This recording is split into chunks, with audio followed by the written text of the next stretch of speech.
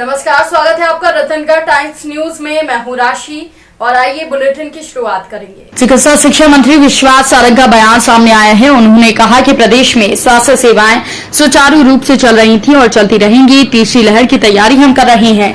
मोदी ने दुनिया में भारत का नाम रोशन किया, कोविड की स्थिति को बेहतर तरीके से संभाला है। वैक्सीन में मोदी जी का बड़ा योगदान है। अब मोदी जी की तरफ से सभी राज्यों को वैक्सीन दी जाएगी। हमारी चिकित्सा सेवा बेहतर चल रही है। जो जरूरत है उसको हम पूरा कर रहे हैं। ब्लैक फंगस में उपयोग में आने वाले इंजेक्शन की किल्लत अब नहीं है।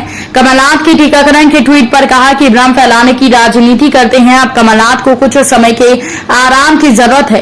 कांग्रेस के 45 नए प्रभारियों की नियुक्ति को लेकर कहा कि एक दूसरे की रियासत में हस्तक्षेप होगा तो गुटबाजी सामने आएगी। रीवा में राकेश सिंह को प्रभारी बनाने पर अजय सिंह नाराज हो गए हैं। इस देश के यशस्वी प्रधानमंत्री नरेंद्र मोदी जी ने वैश्विक स्तर पर हिंदुस्तान का नाम हर विषय में रोशन किया है। इस कोरोना महामारी में भी जिस प्रकार से पहली लहर में लॉकडाउन लगाना और उस बीच में इस देश की सभी चिकित्सीय व्यवस्थाओं को एनहेंस करना, लॉकडाउन का विड्रॉ करके वित्तीय स्थिति को फिर से पटरी पर लाना, वैज्ञानिकों को प्रोत्साहित करते हुए 1 साल के अंदर वैक्सीन बनवाना और उससे ज़्यादा चुनौतीपूर्ण इस 137 करोड़ के देश में वैक्सीनेशन प्रोग्राम को साइंटिफिक तरीके से डिज़ाइन करना।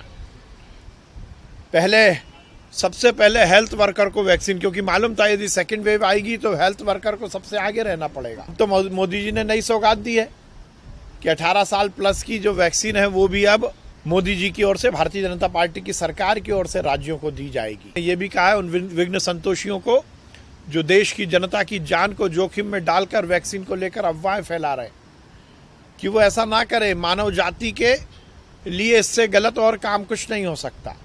निश्चित रूप से कल का मोदी जी का भाषण इस देश में नई रोशनी लेके आया है और मोदी जी ने फिर स्थापित किया है कि भारतीय जनता पार्टी की सरकार जनता के कल्याण की सरकार है और नरेंद्र मोदी जी अपने पूरे कार्यकाल में इस बात को स्थापित करते रहे हैं कि वो जनता का कल्याण करना चाहते हैं और देश को आगे बढ़ाना चाहते हैं। निश्चित रूप से आगे यदि तीसरी लहर की संभावनाओं को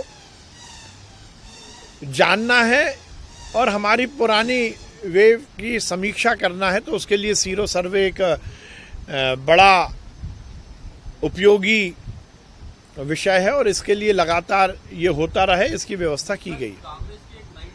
फिलहाल के लिए इतना ही। और भी खबरों की अपडेट्स के लिए आप बने रहिए रतनगढ़ टाइम्स न्यूज के साथ। नमस्कार। खबरों में बने रहने के लिए रतनगढ़ टाइम्स न्यूज को सब्सक्राइब करें और बेल आइकन को दबाना बिल्कुल ना भूलें ताकि हर खबर की अपडेट आपको मिलती रहे। इसके अलावा आप हमारी वेबसाइट ratangartimes.com पर भी विजिट कर सकते हैं, जहां पर आपको मिलेगी हर खबर सही समय पर। इसके साथ ही आप हमारे ऐप रतनगढ़ टाइम्स को भी डाउनलोड कर सकते हैं। प्ले स्टोर पर ये इजीली अवेलेबल आपको हो जाएगा और इस ऐप को डाउनलोड कर आप सही समय पर अपडेट्स पा सकते हैं।